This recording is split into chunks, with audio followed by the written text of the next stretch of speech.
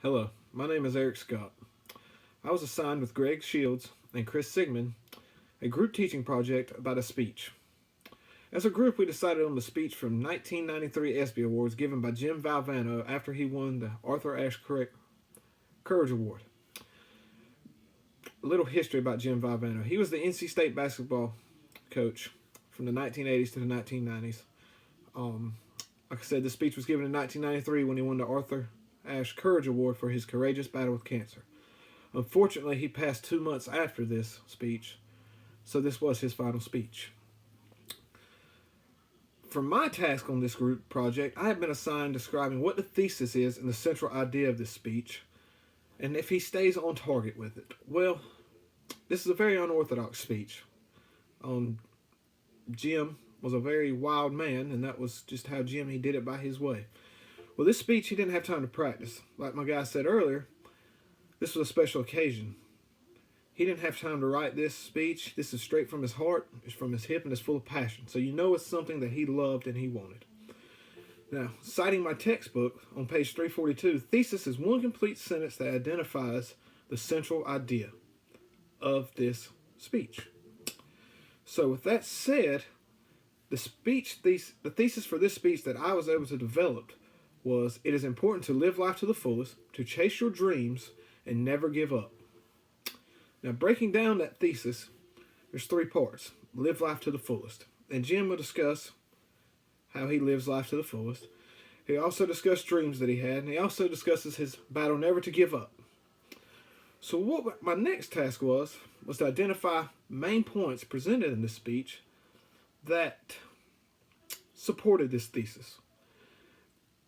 According to the textbook on page 344, the main points of the speech to support the thesis. Also, it says that the main points should only be 2 to 5 during this. I chose 3. There was 3 main points that stuck out to me. The first point was, to get to where you want to be in life, you have to live an enthusiastic life and set dreams and goals. Jim said that there was 3 things that he needed to do to be successful in life: to live, to think, and have your emotions brought straight forward. Full emotions. Well, that's very good, and that was a very good point on living life to the fullest. His next one was to chase your dreams. To chase your dreams, you need to develop your dreams. To get where you want to be, you need to know where you are, and where you started, where you are, and where you want to be. So, he had to develop a dream. And his dream, of course, was to be a great coach. And I think he was a great coach, but he used people like Vince Lombardi as his role models to get to that level. He tells a humorous story about how he was coaching his first basketball game when he was 21, and how he used Vince Lombardi's book to prepare himself, and how he made a mistake when he went in the locker room. Instead of saying the Rutgers basketball, he said the Green Bay Packers. But he had a dream. He wanted to be like Vince Lombardi, a great coach. Now, the third point that he gets to is never give up. And there's 3 things that he never give up on. 2 things that he never give up on.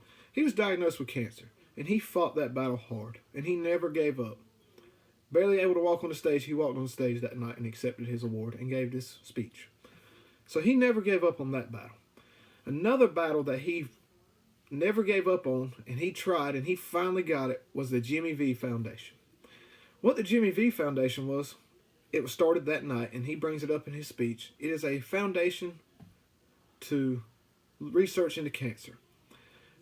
And this goes back to his dreams and never giving up. He had a dream not to save his life, but to research and save others' lives, save other people, and to start this foundation to research into what it would take to save people's lives from cancer.